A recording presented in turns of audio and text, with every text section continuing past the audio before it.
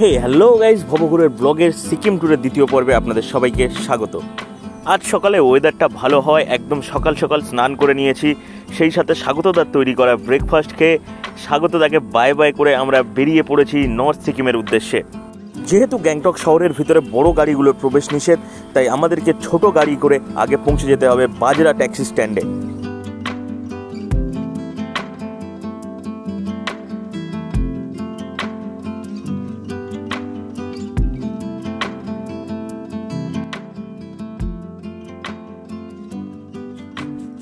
এখন আমরা এসে পৌঁছে গেছি বাজরা ট্যাক্সি স্ট্যান্ডে।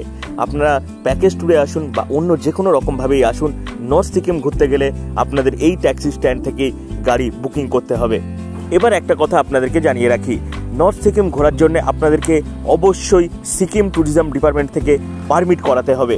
এই পারমিট করানোর জন্যে প্রাপ্তবয়স্কদের আইডেন্টিটি প্রুফ হিসাবে ভোটার কার্ড ও অপ্রাপ্তবয়স্ক বা যাদের ভোটার কার্ড নেই তাদের আইডেন্টিটি প্রুফ হিসাবে জন্ম সার্টিফিকেট অবশ্যই ক্যারি করতে হবে। আমরা যেহেতু প্যাকেজে ট্যুর করছিলাম, তাই আমাদের পারমিটের ব্যবস্থাটা স্বাগতদাই করে দিয়েছিল। আমরা নর্থ সিকিম ট্যুরে গিয়েছিলাম 6 জন। স্বাগতদা আমাদের জন্য 10 জনের একটি শেয়ারিং গাড়ি বুকিং করে দিয়েছিল, যেখানে আমাদের 6 জনের সাথে আরও 4 জন শেয়ারিংয়ে যাবে। আপনারা যদি শেয়ারিংয়ে যেতে না চান, তাহলে আপনাদের ট্যুর অপারেটরকে বলে প্রাইভেট গাড়ি বুকিং করাতে পারেন, সেক্ষেত্রে আপনাদের খরচ একটু বেশিই পড়বে। গাড়ি গ্যাংটক শহর ছাড়ার কিছুক্ষণের পর আমাদেরকে নিয়ে এসে থামে বাটারফ্লাই ওয়াটারফলের সামনে।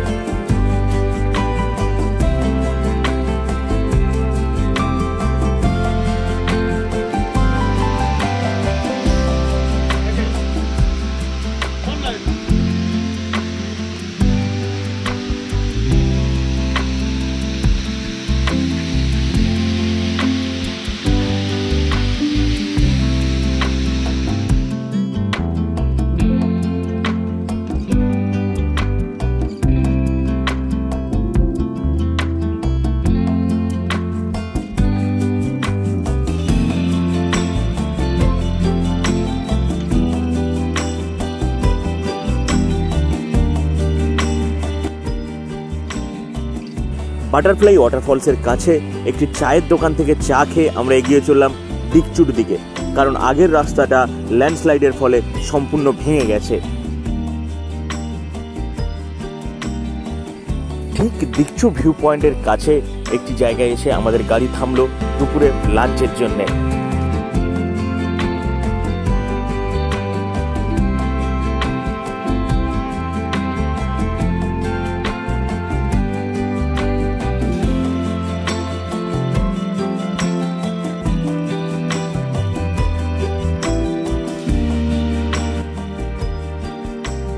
এখানে দুপুরে আমাদের লাঞ্চের জন্য ছিল ভাত, ডাল, বাঁধাকপির একটি তরকারি, লাউয়ের একটি তরকারি, সেই সাথেই ছিল ডিমের তরকারি, মিক্সড পিকল, আর ছিল সর্ষে বাটা দিয়ে একটি সুন্দর চাটনি।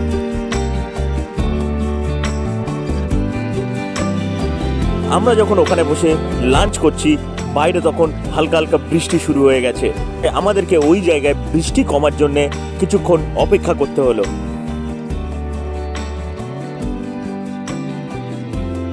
বৃষ্টি যখন একটু কমেছে, তখন আমরা আবার বেরিয়ে পড়লাম টুং চেকপোস্টের দিকে।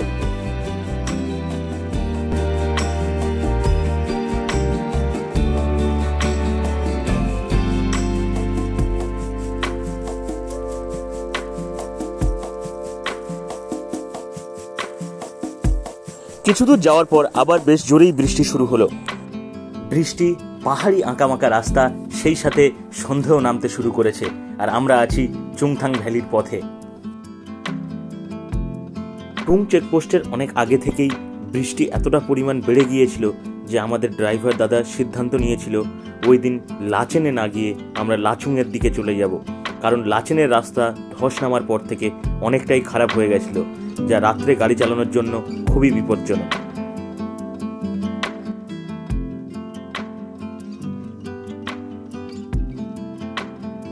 ক্রমাগত বৃষ্টি ও খারাপ রাস্তার বাধা অতিক্রম করে আমরা যখন লাচুংয়ে এসে পৌঁছালাম, তখন ঘড়িতে সময় রাত 10টা। হোমস্টেতে পৌঁছে ব্যাগপত্র রেখে সোজা ডিনার টেবিলে, আর ডিনার করে যখন কাঁপতে কাঁপতে রুমে এসে কম্বলের নিচে ঢুকলাম, তখন বাইরে টেম্পারেচার -5। সকালে যখন ঘুম থেকে উঠলাম, রুমের বাইরেটা ছিল ঠিক এইরকমই। আর এই হচ্ছে রুমের বাইরের ভিউ। দূরে সাদা পাহাড় তুষারাবৃত, আর নিচেও দেখা যাচ্ছে হালকা তুষারপাত হয়েছে, হেভি স্নোফল হয়নি, তবে হয়েছে। যদিও সকালে সবাই ঘুম থেকে উঠে গেছে, কিন্তু বিছানা ছাড়েনি। অভিজিৎ দা আর রাকিব এখনো বিছানায় শুয়ে মোবাইল ঘেঁটে চলেছে। আর রাত্রে কি কি গায়ে দিয়েছিলাম দেখে নিন। একটা, দুটো, তিনটে, চারটে, আরও একটা আছে ভিতরে।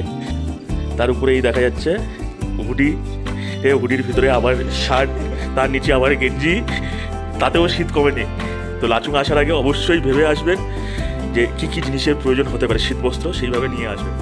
অবশেষে অতি কষ্টে সবাই বিছানা ত্যাগ করে বাইরে বেরোলাম প্রাকৃতিক সৌন্দর্য উপভোগ করার জন্যে।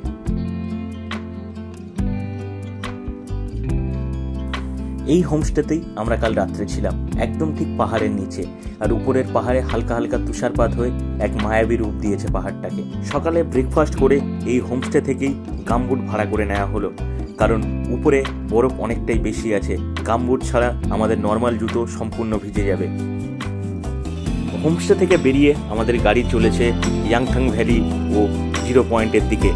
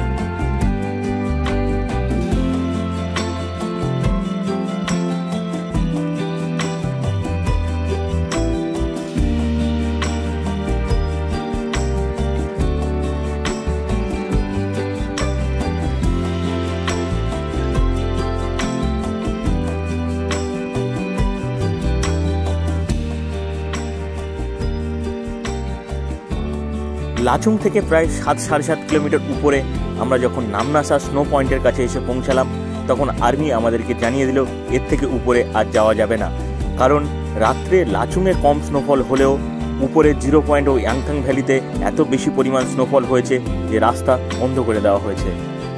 তাই আর কোনো উপায়ান্তর না পেয়ে আমরা এখানেই নেমে পড়লাম বরফের মজা নিতে।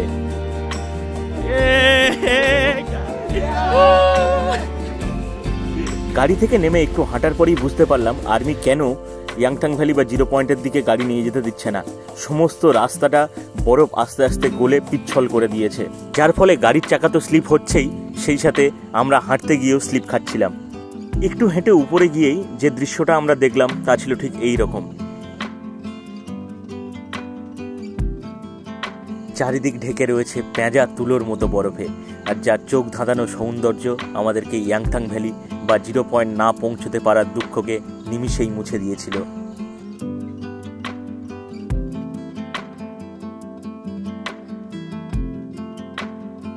একে অপরের উপর বরফ ছোঁড়াছুঁড়ি করে আমরা যখন ক্লান্ত হয়ে পড়েছি, তখন আমরা আস্তে আস্তে নিজেদের জ্যাকেট, শার্ট এগুলো খোলা শুরু করে দিলাম।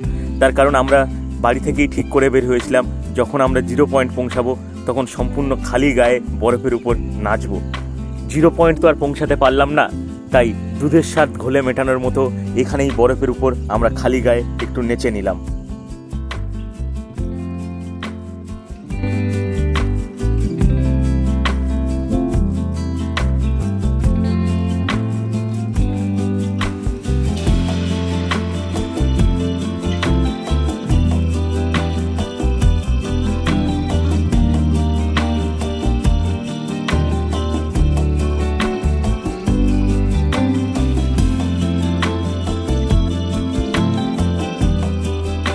এরপর আমরা আবার জামা কাপড় পরে রাস্তার পাশে এসে এই স্নোম্যানটা তৈরি করেছিলাম। জানি না এটা আদৌ স্নোম্যানের মতো দেখতে হয়েছে কিনা, কিন্তু ওটা তৈরি করে আমরা খুবই মজা করেছিলাম সবাই।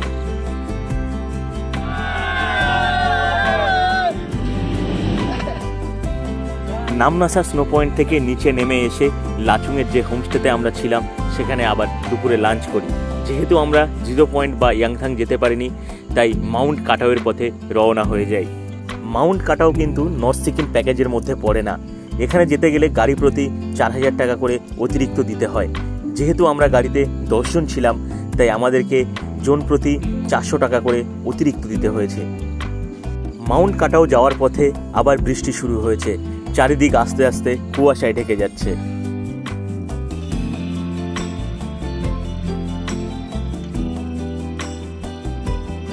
এটা মাউন্ট কাটাও যাওয়ার পথের চেকপোস্ট। আমরা যে অতিরিক্ত টাকাটা পেমেন্ট করেছি সেই টাকা দিয়ে এখানে পারমিট করিয়ে নিতে হয়।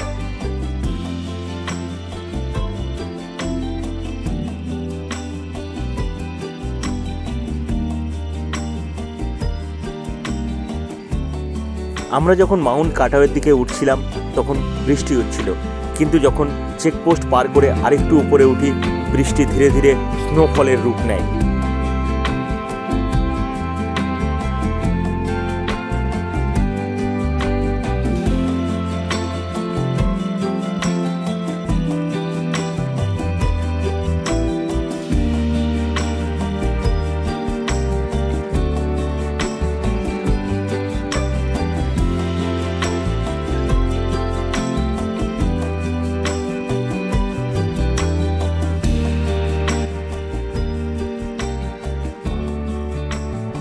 রাস্তার দুপাশে অসংখ্য তুষারাবৃত পাইন ও দেউদার গাছের সারি পেরিয়ে আমরা যখন মাউন্ট কাটাওয়ে এসে পৌঁছালাম তখন তুষারপাত অনেকটাই বেড়ে গিয়েছে।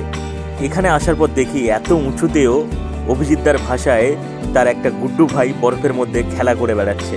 আকাশের অবস্থা খারাপ থাকায় মাউন্ট কাটাও যাওয়া নিয়ে আমাদের গ্রুপের মধ্যে একটু মতবিরোধ তৈরি হয়েছিল। তাই মাউন্ট কাটাও পৌঁছানোর পর অভিজিৎদাও অনির্বাণের রিয়াকশন ছিল এইরকমই। আমরা এই জায়গাটা বলছিল এটা হবে না ওটা হবে না করা যাবে না, কোথায় গেল গ্যান্ডি ফ্লাওয়ার, ওর জন্য সব থেকে ভালো হলো এটা ওইটা। হ্যাঁ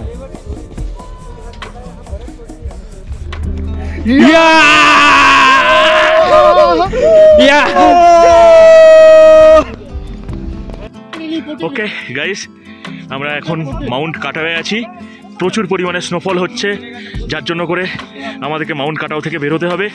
আর এ হচ্ছে আমাদের সেই ক্যামেরাম্যান যে ভিডিও করছিল, এখনও ভিডিও করে করেই যাচ্ছে, দেখতে পাচ্ছেন।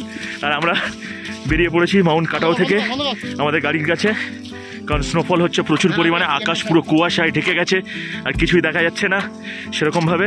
এখানে আর বেশিক্ষণ ওয়েট করলে দেখতে পাচ্ছেন ব্ল্যাক আইস জমা শুরু হয়ে গেছে, গাড়ি স্কিড করবে। তাই আমরা এখন আবার ফিরবো নিচের দিকে।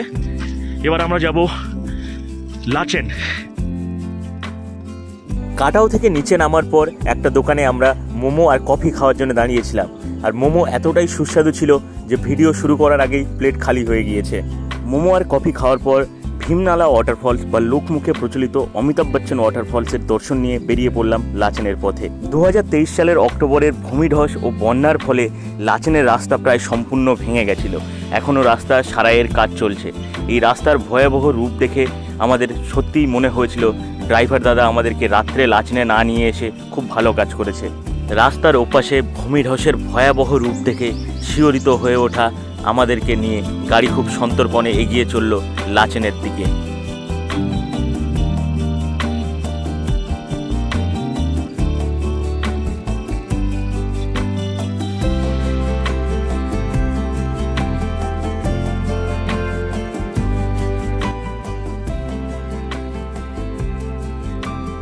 খারাপ রাস্তা পার করে এসে লাচেন থেকে 20 কিলোমিটার আগে আমাদের গাড়ি এসে থামলো একটা চায়ের দোকানের সামনে।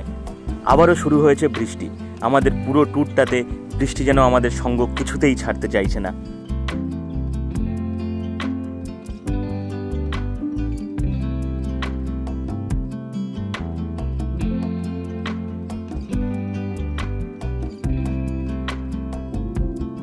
আমরা যখন লাচেনে প্রবেশ করছি তখন সন্ধে হয়ে এসেছে। এটা হলো লাচেনের প্রথম চেকপোস্ট। আমাদের ড্রাইভার দাদা এখানে গাড়ি দাঁড় করিয়ে পারমিট চেক করাতে গেছে। চেকপোস্ট থেকে 1 কিলোমিটার উপরেই ছিল আমাদের হোমস্টে, যেটা আমাদের প্যাকেজের মধ্যেই বুক করা ছিল। ব্যাগপত্র বয়ে হোমস্টের 4 তলায় উঠতে উঠতে আমরা সকলেই হাঁপিয়ে গেছি। রুম, এবার একটা সিঙ্গেল বেড, এবারে ডবল বেড। এটা ফার্স্ট রুম, এটা সিঙ্গেল বেড, সঙ্গে একটা ডবল বেড। আর এটা হচ্ছে এই রুমের বাথরুম। একটু ফ্রেশ হয়ে নিচে নেমে আমরা যখন ডিনার করতে ব্যস্ত তখন বাইরের লাচেন শহরেও স্নোফল শুরু হয়ে গেছে। রাতের এই স্নোফলের মজা নেওয়ার জন্যে আমরা সবাই রাস্তায় নেমে আসলাম। আমরা যখন স্নোফলের মজা নিতে নিতে বাড়ির লোকজনকে ভিডিও কলে লাইভ স্নোফল দেখাচ্ছিলাম, তখনই আমাদের ড্রাইভার দাদা আমাদেরকে বলে এই স্নোফল যদি চলতে থাকে তাহলে কাল সকালে গুরদুংমার ও কালাপাত্থর যাওয়া হবে না। আমাদের গুরদুংমার লেক ও কালাপাত্থর যাওয়ার ইচ্ছাকে বরফ চাপা দিতেই স্নোফল সারা রাত চলেছিল। এতটাই তুষারপাত হয়েছিল যে সকালে গুরদুংমার বা কালাপাত্থর যাওয়া কোনোভাবেই সম্ভব ছিল না। একরাশ কষ্ট বুকে নিয়ে আবার ফিরে আসবো নর্থ সিকিম, এই প্রতিজ্ঞা করে আমরা ব্যাগ গুছিয়ে নিয়ে সকাল সকাল বেরিয়ে পড়েছিলাম গ্যাংটকের উদ্দেশ্যে। আজকের ভিডিও এই পর্যন্তই। কেমন লাগলো অবশ্যই জানাবেন কমেন্ট বক্সে। যদি ভালো লেগে থাকে লাইক করবেন, বন্ধুদের সাথে শেয়ার করবেন, আর আমাদের পেজটাকে অবশ্যই ফলো করে নেবেন। দেখা হচ্ছে পরবর্তী